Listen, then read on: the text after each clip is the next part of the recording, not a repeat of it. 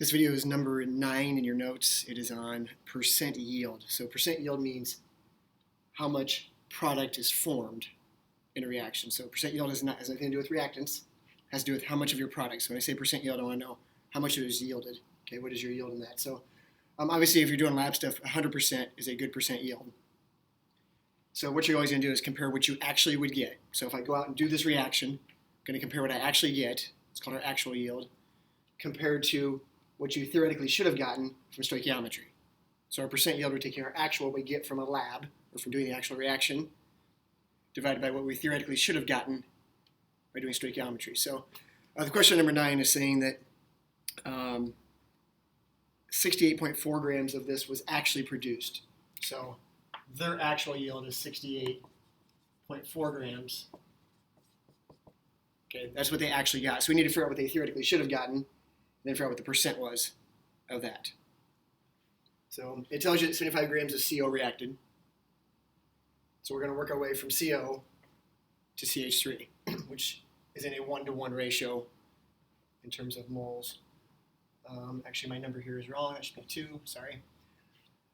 So if we go grams of CO down here, carbon plus oxygen, 12 plus 16 is 28 grams per mole of CO. Grams cancel. Do our ratio. For every 1 mole of CO, there's a mole of CH3OH is produced. Every mole of this that we use in the reaction produces a mole of that. That's your ratio. Moles cancel. Turn this back into grams. 1 mole of CH3OH. Look up on the periodic table. 12 plus 3 is 15.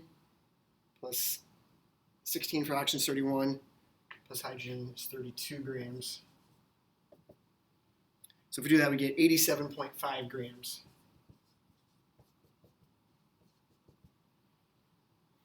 Okay, that's called your theoretical yield. That's how much of this we should have gotten with how much of this we started with. So starting with 75 grams of this, we should have gotten 87.5.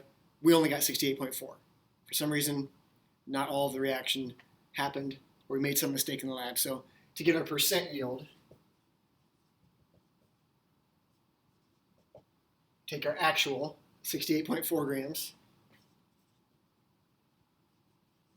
divided by our theoretical 87.5.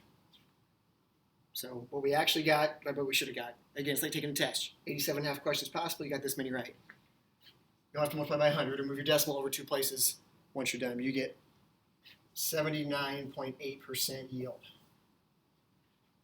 So what that means is what we got is about 80% of what we should have gotten.